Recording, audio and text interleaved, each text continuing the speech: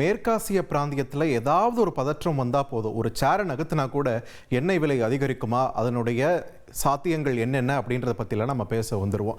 அதுலேயும் குறிப்பாக ஒவ்வொரு முறை எண்ணெய் விலை பற்றி பேசும்போதும் கிளீஷேவாக ஒரு தகவலை கண்டிப்பாக பதிவு பண்ணிவிடுவோம். அது என்னென்னா, உலகத்திலேயே அதிக அளவில் எண்ணெய் இறக்குமதி செய்யக்கூடிய நாடுகள் பட்டியலில் இந்தியா 3வது இடத்தில் இருக்கிறது. 85% எண்ணெய் தேவைகளை நம்ம இறக்குமதி தான் பண்ணிட்டு இருக்கோம். இந்த விஷயத்தை டெம்ப்ளேட்டாக பதிவு பண்ணிவிடுவோம். இப்பயும் பதிவு பண்ணிட்டோம். இப்போ இந்த சூழலில் இந்த எண்ணெய் அப்படின்ற ஒரு விஷயத்தை மற்ற நாடுகளை நம்ம நம்பி இருக்கக்கூடிய நிலையில் எரிசக்தி பாதுகாப்பு அப்படின்ற ஒரு விஷயம் எப்பயுமே நமக்கு ஒரு வல்னரபிளான ஒரு பொசிஷனில் தான் வச்சுக்கிட்டு இருக்கு. அதற்கான பதில் ஒரு 20 ஆண்டுகளுக்கு முன்னர் கொடுக்கப்பட்டது. அந்த பதிலை ஒரு கட்டுமைப்பாக நீங்கள் இப்போ திரையில் பார்க்குறீங்க. இப்போ நீங்கள் திரையில் பார்க்கக்கூடியது அந்த பக்கம் இருக்கிற ட்ரம்மை விட்டுருங்க. அதை விட்டுட்டு இந்த ஒரு கட்டுமான அமைப்பு இருக்கு இல்லையா, இது என்னன்னு நீங்கள் கெஸ் பண்ணுங்களேன். நம்மள நிறைய பேருக்கு இது தெரிஞ்சிருக்க வாய்ப்பில்லை. இதுதான் இந்திய எரிசக்தி பாதுகாப்பை ஓரளவுக்கு உறுதிப்படுத்தக்கூடிய ஒரு கட்டமைப்பு. இதை பற்றி தான் இந்த தொகுப்பில் பார்க்க இருக்கிறோம். அது மட்டும் இல்லாமல் இது சம்பந்தமாக தற்பொழுது என்ன நடவடிக்கை எடுக்கப்பட்டிருக்கிறது அப்படின்றதையும் விரிவாக இந்த தொகுப்பில் பார்க்கலாம். அந்த வகையில் தொடரும் கச்சா எண்ணெய் அச்சுறுத்தல், ஏற்கனவே சொன்ன மாதிரி அங்கே மேற்காசியால் ஒரு பதற்றம் வந்தாலும் சரி, இங்கே இந்தியாவிலேயே நம்ம இந்தியா பாகிஸ்தான் இடையே ஒரு மோதல் வர்றப்பவும் சரி, நம்ம ஒரு அச்சுறுத்தலை தொடர்ந்து இந்த கச்சா எண்ணெயை பொறுத்த வரைக்கும் சந்திச்சுக்கிட்டே இருக்கோம். விநியோகத்தில் இடர்பாடு ஏற்படும் பட்சத்தில் அது எண்ணெய் விலையின் மீது எந்த அளவுக்கு தாக்கத்தை ஏற்படுத்தும். ஒவ்வொரு தொகுப்புலையும் சொல்கிற மாதிரி கச்சா எண்ணெய் விலை உயருது அப்படின்னாலே அது ஒரு செயின் ரியாக்ஷன் மாதிரி வேற வேற துறைக்கெல்லாம் போய் நம்மளுடைய அன்றாட வாழ்க்கையே எந்த அளவுக்கு விலையேற்றத்தை நம்மளை சந்திக்க வைக்குது அப்படின்றத நிறைய செய்தி தொகுப்புலையும் நம்ம பார்த்துட்டு இருக்கோம். ஸோ இது ஒரு கண்டினியூஸாக நம்மளை வல்னரபிளாக வச்சிருக்கக்கூடிய ஒரு விஷயமா தான் கச்சா எண்ணெய் இருக்கு. ஸோ நம்மளுடைய எரிசக்தி பாதுகாப்பை உறுதி செய்வதற்கு இந்தியா தற்பொழுது அதிரடியாக சில நடவடிக்கைகளையும் எடுத்துட்டு வருது. அது ஓவர்சீஸில் நம்ம பண்ணக்கூடிய முதலீடுகள் அதெல்லாம் தாண்டி இங்க நாட்டிற்குள்ளே நாம் எடுக்கக்கூடிய நடவடிக்கை என்ன அப்படின்றத நாம கண்டிப்பா பார்க்க வேண்டியதா இருக்கு. அதற்கான பதில் தான் இந்த கட்டுமானம். இது என்ன, நம்ம திரையில கொஞ்ச நேரத்துக்கு உங்ககிட்ட கேட்டேன் இல்லையா, அது கேள்விக்கான பதில். இது மூலோபாய எண்ணெய் இருப்புகள், அதாவது ஸ்ட்ராட்டஜிக் பெட்ரோலியம் ரிசர்வ்ஸ் சொல்வாங்க. இதுதான் அந்த கட்டுமானம் நாம திரையில பார்த்தது. இதனுடைய பணி என்ன அப்படின்னு கேட்டா, நெருக்கடி காலத்தில் விநியோகத்திற்கான நிலத்தடி எண்ணெய் இருப்பு கட்டமைப்புகள் தான் இந்த மூலோபாய எண்ணெய் இருப்புகள். அதாவது இப்போ கச்சா எண்ணெயை ஒரு குறிப்பிட்ட நேரத்தில் வாங்கி நாம ஸ்டாக் வச்சுக்கணும் அப்படின்னா, என்ன 2 பேரல் 3 பேரல் நான் வாங்குறோம், ஒரு நாளைக்கு 55 லட்சம் பேரல்கள் என்ற அளவில் வாங்கி கொண்டிருக்கிறோம். அப்போ நம்மளுடைய தேவை எந்த அளவுக்கு இருக்கு. ஸோ நெருக்கடி காலம் ஏதாச்சும் ஒன்று வருது. ஃபார் எக்ஸாம்பிள், இப்போ போன வாரம் வரைக்கும் பார்த்தீங்கன்னா ஈரானுக்கும் இஸ்ரேலுக்கும் சண்டை வந்துட்டு இருக்கும்போது என்ன சொன்னோம், ஈரான் ஹோர்முஸ் நீரிணையை மூடிட்டா அந்த வழியாக வரக்கூடிய நமக்கு 40% எண்ணெய் கச்சா எண்ணெய் அந்த வழியாக தான் வந்துட்டு இருக்கு. மூடுவதற்கு அங்கே ஈரான் நாடாளுமன்றம் ஒப்புதல் கொடுத்துருச்சு. ஆனால் அதை செயல்படுத்துறதுக்குள்ளவே யுத்தமும் நின்றுடுச்சு. ஒருவேளை யுத்தம் நிற்காமல் போயிருந்தால், ஒருவேளை ஈரான் அந்த நீரிணை பாதையை மூடி இருந்தால் நம்மளுடைய கச்சா எண்ணெய் விநியோகம் மிகப்பெரிய அளவில் பாதிப்பை ஏற்படுத்தியிருக்கும். அதனை தொடர்ந்து முன்ன சொன்ன மாதிரி விலைவாசியில் அது பயங்கரமாக ரிஃப்ளெக்டும் ஆகியிருக்கும். ஸோ இந்த மாதிரி நெருக்கடியான காலகட்டத்தில் என்ன பண்ணணும், நாம வாங்கி சேமிச்சு வச்சுக்கணும் அப்படின்ற ஒரு விஷயம் இருக்கு இல்லையா. அந்த சேமிப்பு தான் சொல்லுது இந்த மூலோபாய எண்ணெய் இருப்புகள். கச்சா எண்ணெயை பெருமளவில் வாங்கி இதற்காகவே கட்டமைக்கக்கூடிய, நிலத்தடியில் கட்டமைக்கக்கூடிய எண்ணெய் இருப்புகள் அதை உருவாக்கி அதில் நம்ம பெரிய அளவில் எண்ணெயை சேமித்து வச்சுப்போம். ஏன் இந்த மாதிரி ஒரு விஷயம் வந்தது இந்தியாவுக்கு? இதுக்கு முன்னாடி நம்ம இந்த மாதிரி வல்னரபிளாக அதிக அளவில் ஃபேஸ் பண்ணியிருக்கோமா பிரச்சனையா அப்படின்னு கேட்டால் நிச்சயமாக 1990ஆம் ஆண்டு வளைகுடா போர் வெடிக்கிறது. பெரிய அளவில் எண்ணெய் விநியோகத்தில் பாதிப்பு வருகிறது. அந்த நேரத்தில் கடுமையாக எண்ணெய் விலையும் உயர்கிறது. கச்சா எண்ணெய் விலை கடுமையாக உயர அந்த நேரத்தில் பொருளாதார ரீதியாக இந்தியா பெரிய இடத்தில் கிடையாது. அப்போ நம்ம கிட்ட அந்நிய செலாவணி இருப்பும் மிக குறைந்த அளவில் தான் இருந்தது. அதிகமாக இருந்தால் தான் நம்ம அந்த விலைக்கு நம்மளால அஃபோர்ட் பண்ண முடியும். அந்த அஃபோர்ட் பண்ண முடியாத ஒரு நிலைமையே அப்போ இந்தியாவுக்கு இருந்தது. அதன் பிறகு நம்மளுடைய சந்தை தாராளமயமாக்கப்பட்டு உலகமயமாக்கலுக்குள்ள நம்ம நுழைஞ்சு ஓரளவுக்கு அந்த நிலைமையை ஸ்திரத்துக்கு கொண்டு வந்தோம்னு வச்சுக்கோங்க. பட் ஸ்டில் இந்த குறிப்பிட்ட காலகட்டத்தில் நம்ம சந்தித்த பிரச்சனைகள் பற்பல. இந்திய பொருளாதாரத்தை ஆட்டம் காண வச்ச ஒரு காலகட்டம் அது அப்படின்றதையும் இங்க குறிப்பிட வேண்டியதா இருக்கு. இந்த சூழல்ல தான் இந்த அபாயத்தை வரும் காலங்களில் நம்ம தவிர்க்கணும் அப்படின்றதுக்காக 1998 இந்த மாதிரியான எண்ணெய் இருப்புகளை கட்டமைக்க வேண்டும் என்று அப்போதைய பாஜக அரசு, வாஜ்பாய் தலைமையிலான பாஜக அரசு முடிவு செய்யுது. அதனைத் தொடர்ந்து இது சம்பந்தமான நடவடிக்கைகளை முன்னெடுக்கவும் ஆரம்பிக்கிறாங்க. ஆனால் அதனைத் தொடர்ந்து ஒரு ஆட்சி மாற்றம் அப்படின்ற ஆட்சி கவிழ்ப்பு நடக்கிறது. அதன் பிறகு மீண்டும் எலெக்ஷன்ல நின்று பாஜகவை மீண்டும் வராங்க.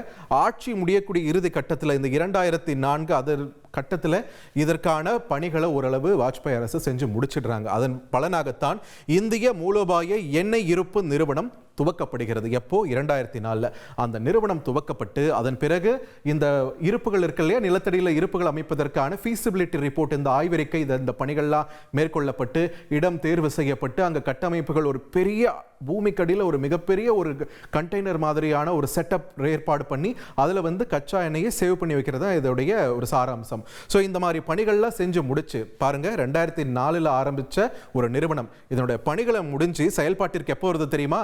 முதல் எண்ணெய் இருப்பு கட்டமைப்பு விசாகப்பட்டினத்தில் 2015ஆம் ஆண்டு செயல்பாட்டிற்கு வருது. கட்டுமான பணிகள் எல்லாம் முடிஞ்சு இங்க மட்டுமே 13.3 லட்சம் மெட்ரிக் டன் அளவுக்கு கச்சா எண்ணெயை சேமித்து வைக்க முடியும் என்ற ஒரு வசதியும் இருக்கிறது. ஸோ தொடர்ந்து இந்தியா என்ன பண்ணாங்க, தன்னுடைய எண்ணெய் இருப்பு கட்டமைப்புகளை ஒவ்வொரு சென்டரை ஓபன் பண்ணிட்டே இருந்தாங்க. அந்த வகையில் தற்போது பிரதானமா 3 இடங்கள் இருக்கின்றன.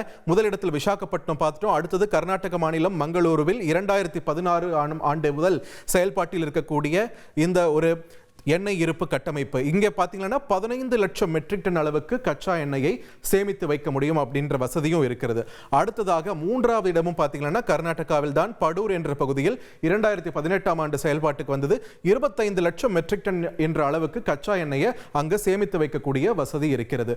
ஸோ இந்த 3 ஃபெசிலிட்டிஸ், இந்த 3 இடங்களில் மட்டுமே பார்த்தீங்கன்னா 53.3 லட்சம் மெட்ரிக் டன் என்ற அளவுக்கு சேமித்து வைக்க முடியும். அப்படி சேமித்து வைக்கப்படும் பட்சத்தில் தற்போதைய சூழலில் இந்தியாவுடைய எண்ணெய் பயன்பாடோட ஒப்பிட்டு பார்க்கும்போது 9.5 நாட்கள், 9.5 நாட்களுக்கு இந்தியா முழுக்க விநியோகம் செய்யப்படலாம் அப்படின்ற ஒரு வசதியோடு இந்த 3 ஃபெசிலிட்டிஸ்ல இருக்கக்கூடிய அந்த சேமிப்பு மட்டுமே இருக்கும். ஆனால் அது நமக்கு போதுமா? ஒரு இக்கட்டான சூழலில் வந்தால் இன்னும் நமக்கு தேவைகள் அதிகமாகுது இல்லையா? நாளுக்கு நாள் அதிகரிச்சுக்கிட்டே தானே இருக்கு பயன்பாடு.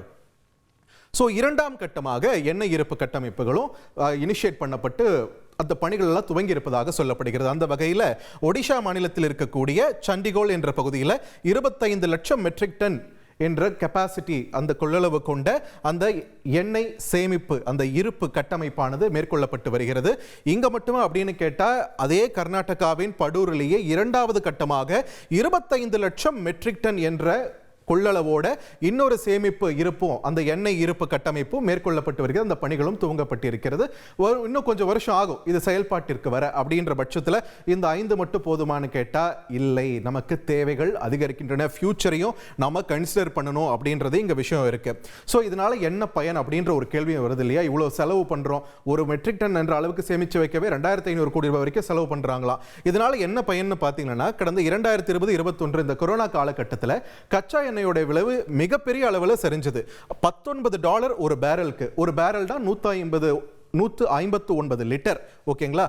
இப்போ பார்த்தீங்கன்னா விலை வந்து $70 $80 போயிடுச்சு. அந்த காலகட்டத்தில் $19 விற்கப்பட்டு வந்த நேரத்தில் 22.6 லட்சம் மெட்ரிக் டன் கச்சா எண்ணெயை இந்தியா இறக்குமதி செய்து இங்க இருக்கக்கூடிய இந்த எண்ணெய் இருப்பு கட்டமைப்புகளில் சேமித்து வைத்துக் கொண்டது, ஃபில் பண்ணி வச்சுக்கிட்டாங்க.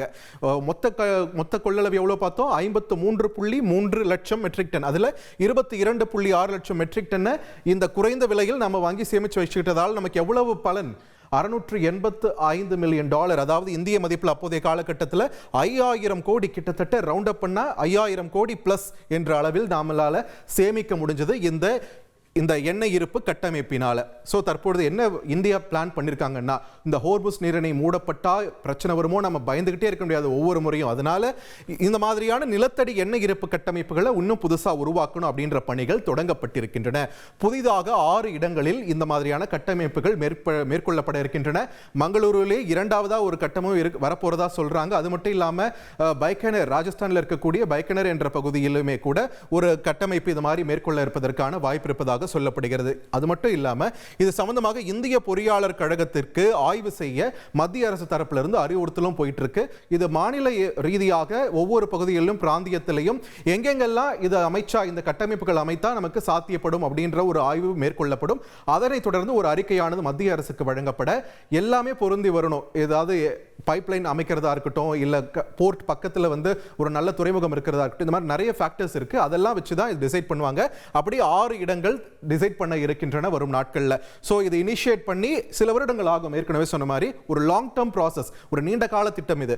சோ தற்போதைய சூழல்ல நாம ஏற்கனவே சொன்ன மாதிரி 53.3 லட்சம் மெட்ரிக் டன் எண்ணெய் கவர்மெண்டோட இந்த இருப்பு கட்டமைப்பில் இருக்கு. அது 9.5 நாள் தான் வரும். அது மட்டும் இல்லாம மாநில ரீதியாகவும் நமக்கு வந்து இன்வென்ட்ரிஸ் இருக்க தான் செய்யுது. ஸோ மொத்தமா இந்தியா கிட்ட எவ்வளவு இருக்கு, ஒருவேளை எண்ணெய் செயின் நமக்கு கட் ஆகுது அப்படின்னா 77 நாட்களுக்கான மொத்த கையிருப்பு இந்தியாவிடம் இருக்கிறது.